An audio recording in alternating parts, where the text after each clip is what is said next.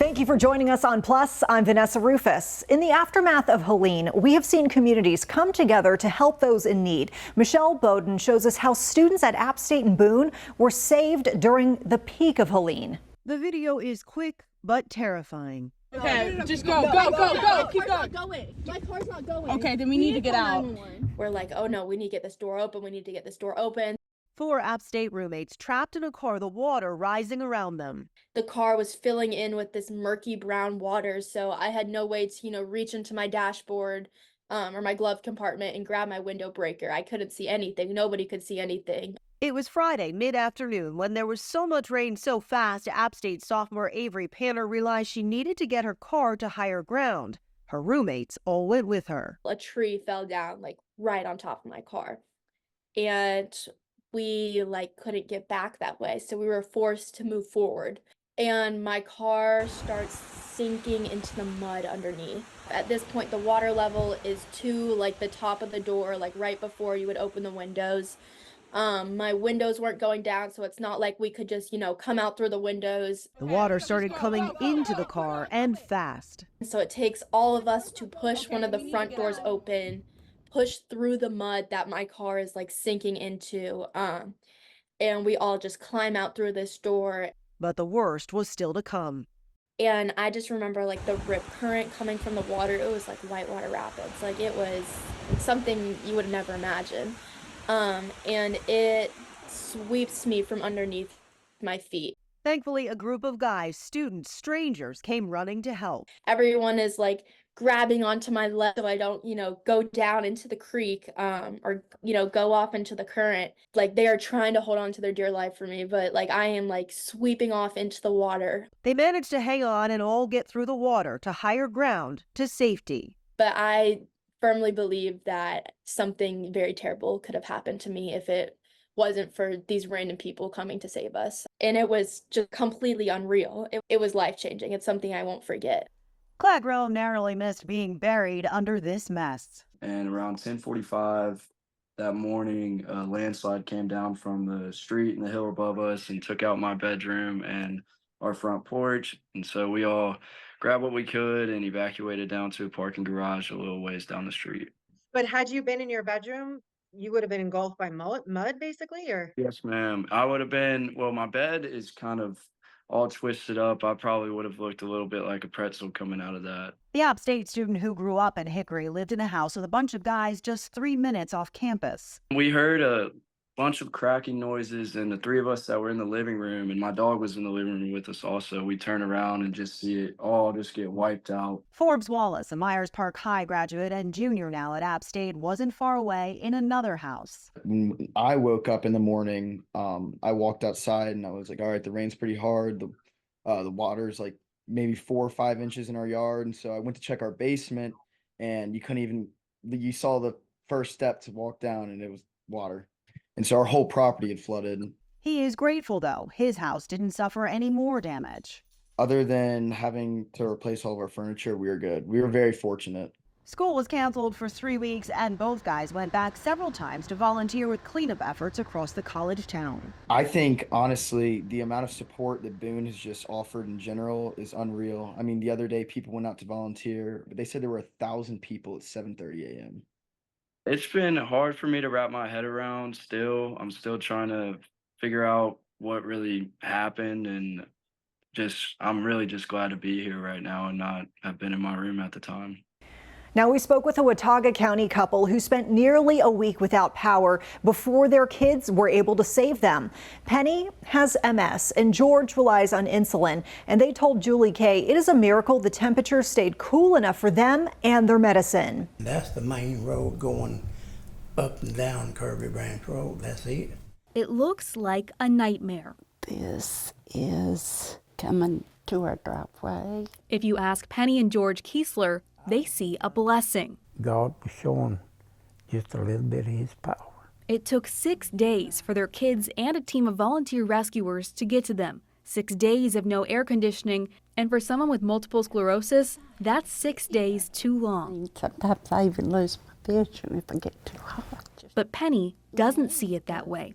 God was so good. It stayed so cool. Penny relies on medicine to manage her symptoms. She's left with just a few days' worth. It was scheduled to be delivered the day, I believe, the storm hit. And for George's insulin in the fridge, There's some of it here. they were days away from disaster. We had to take all them out and bring them down here. They'd already been without refrigeration, probably, I guess, 3 or 4 days. According to him, the VA says the medicine is good for a few more weeks. And they're still good. For now. But with uncertainty about getting their next shipment, these two could see a bumpy road. It's scary, you know, at times to think about you can't get your medicines. We've had to have medicines called in down here because we couldn't get it from up there. But even after almost a week in the dark, George and Penny see the bright side. That just blessed our hearts that our kids care about us. One that shines even brighter with the help of their family and with each other. A Nashville woman was scheduled to have a C-section the day after Helene hit, the hurricane trapping her on the side of a mountain. And at 40 weeks pregnant with a breech baby, doctors knew that they needed to get to her quickly. Michelle Bowden shares how a Charlotte doctor was able to rescue her off the side of the mountain. This is a story that could have had a very different outcome if not for two communities coming together to help a woman who was 40 weeks pregnant have a healthy birth in the middle of a historic natural disaster. Little Maya will hear quite the story someday about what it took to bring her into this world. So she can do anything. At 40 weeks pregnant, mom Courtney Osser had a C-section scheduled for September 28th because her baby was breech. Well, the hurricane came on the 27th. Courtney, her husband, and 3.5-year-old son live on the top of a mountain in Asheville. 100 feet from the crest of the mountain. So pretty high up. Yeah. We did actually have a little bit of water build up because even that high up, it was like the mountains were full and they were even at the top of the mountain. Water was cascading down. There was so much water that the road to get off the mountain was impassable. But the road was broken up by a river, but that one was small enough that we could have traversed that eventually. The neighborhood all came together and started like filling that in to get us past that. But then once we got past that, at the very entrance, there was a sinkhole that was like 40 feet deep, and there was maybe 4 feet of road left. So you couldn't get past that? There was no way. We thought about trying to hike out and have someone come get us. There were landslides on either side on 9. So you were literally trapped in your neighborhood? Yeah. Her neighbors, many of whom the family didn't previously know, came together to help. And then they all start hearing about me.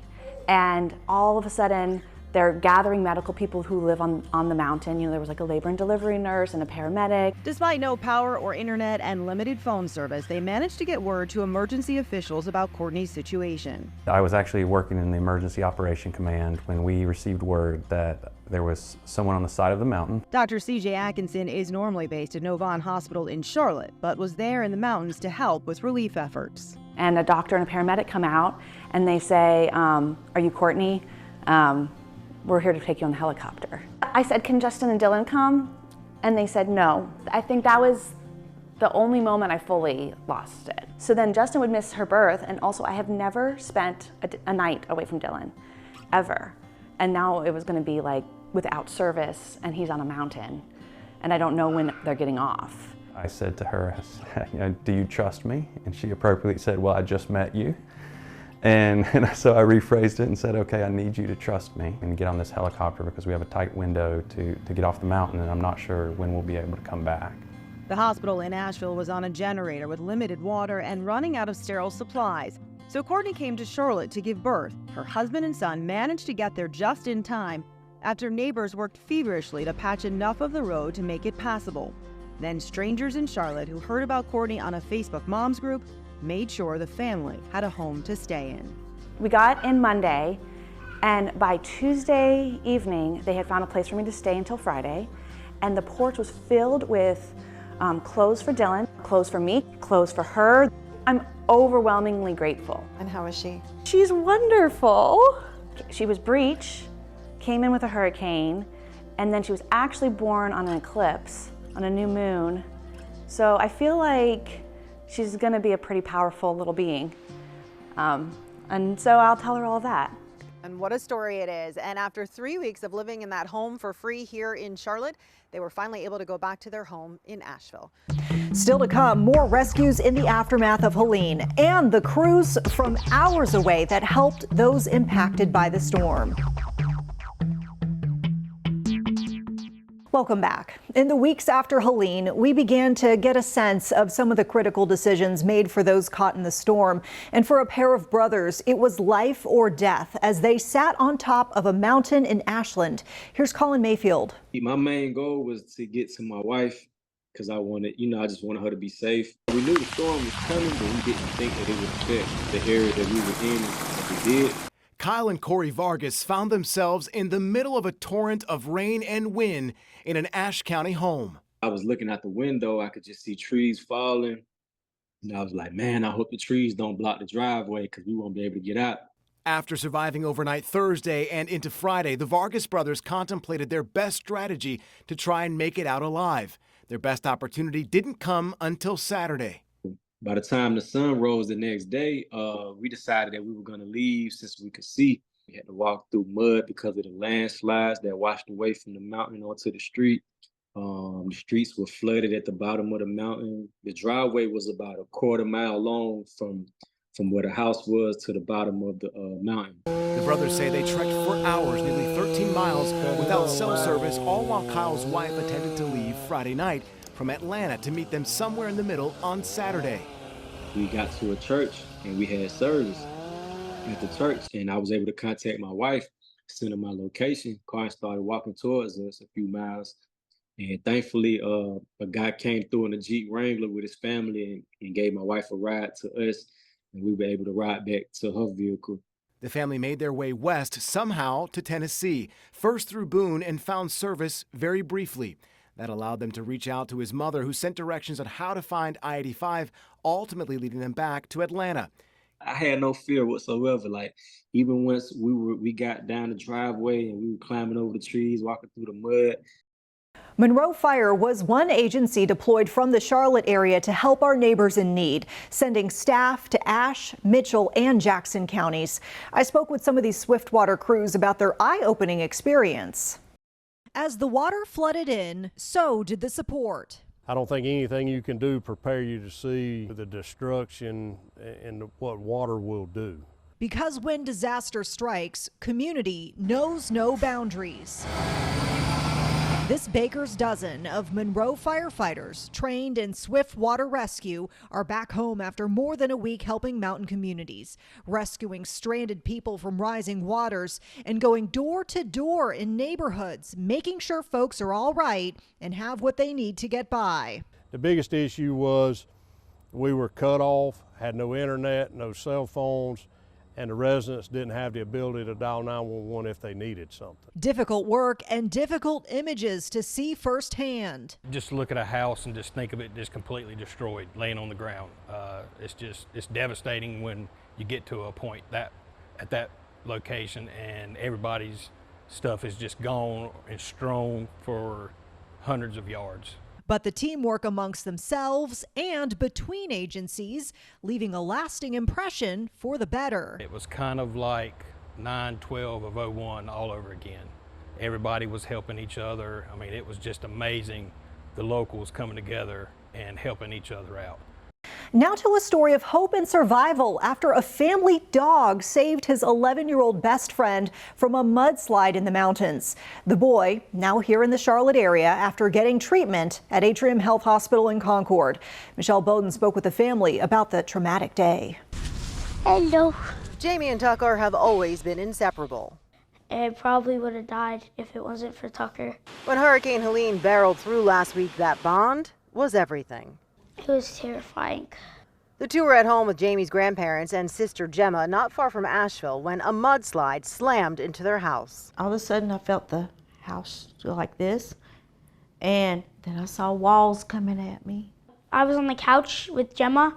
Then the house mudslided, and I face planted into a wall, like full body went flying. Grandma ended up on the roof, but Jamie was thrown under the stairs in a pile of rubble about 12 feet deep. It was scary. I thought I was all alone, no one else. I thought they died. I had yelled for Jamie and Gemma and Michael. Nobody answered me. I didn't know for what everybody was dead. And I was screaming my head off. It felt like forever down there. If I couldn't see sunlight or nothing, I just felt water dripping on me. I thought I was either gonna drown or run out of air. It was raining really hard and just flooding, and I remember seeing the little girl, but I couldn't find the boy.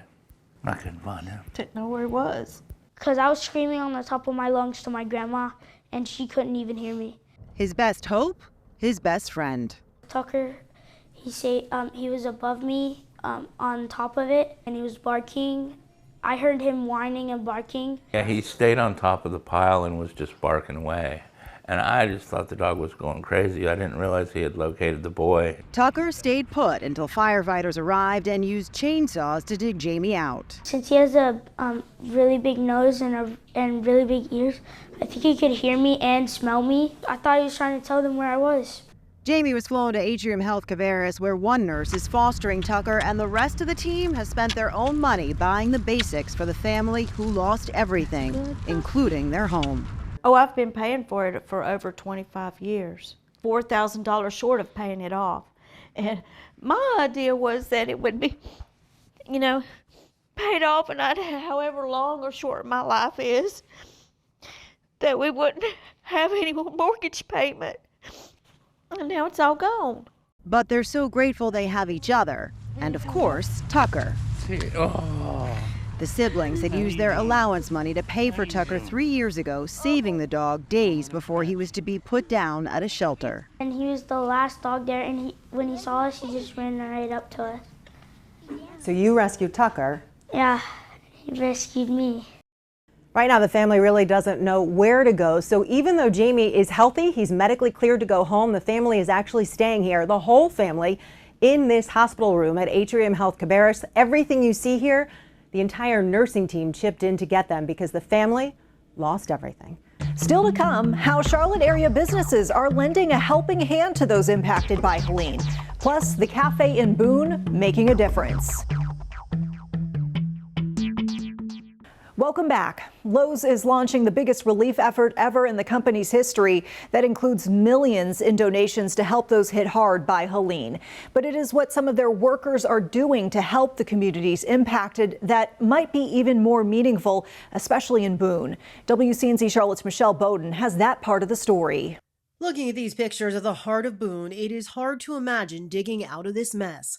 The Lowe's store in Boone is just minutes from App State, and store manager Chris Reynolds told us what it was like on Friday when a creek near the store came rushing in the store. Our parking lot started flooding, and then we had a flash flood rip in after that from the greenway next to our store.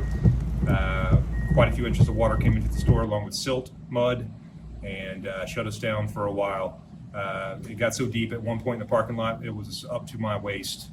Within hours, Reynolds says coworkers from across the area rushed to help. Luckily, I had a lot of great peers over in Charlotte that came up to rescue us that evening. And I know that they and several other teams worked tirelessly through the night and made sure that we were ready to open in the morning and safe for the customers. With so much damage across the town of Boone, Reynolds says customers were at the store first thing in the morning, desperate for supplies. We took care of them at the front door, just one at a time. It wasn't safe for them to come inside the building, but I wanted to make sure that they had everything they needed so that they could, save their homes in a lot of ways. So it's really a privilege for me to be able to serve this community and make sure that we're taking care of the people that take care of us every day. Some Charlotte home builders are putting aside their normal jobs to help build something flood victims in the mountains desperately need because so many people still do not have water and might not anytime soon. They're building mobile showers. One of the coolest parts about this project, just how quickly it came together. It went from being just an idea to one of these showers being delivered to the mountains in just a week. It was a simple idea that came from an extraordinarily difficult situation. A phone call from the founder of a national nonprofit the day after floodwaters swept through the mountains sent Charlottean Meg Robertson into overdrive. Amy called me on Saturday night and said, I need help, I need water, food, and fuel. And when I delivered that, I realized how many people were out of water, and I just thought they're going to need showers. A board member of the Appalachian Service Project, she went to work.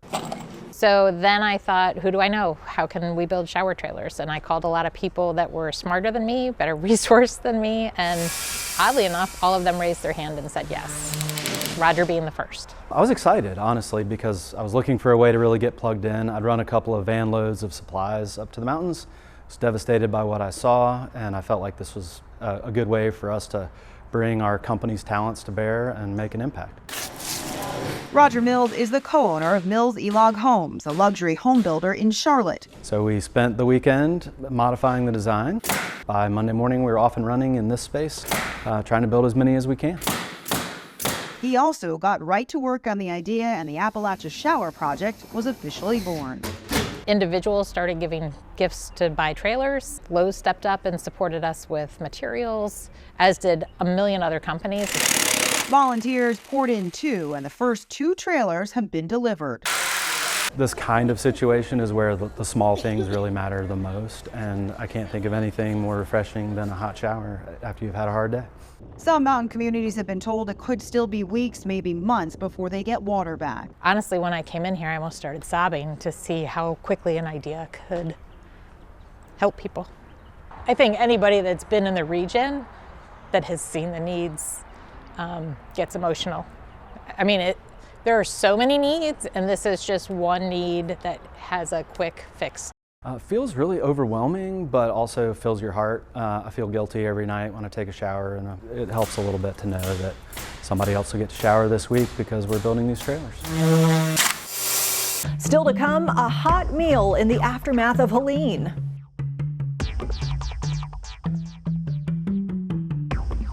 In the immediate aftermath of Helene, the Boone community gathered over a warm meal. It was a sigh of relief for many who have not had hot food in days. Here's Sean Martinelli.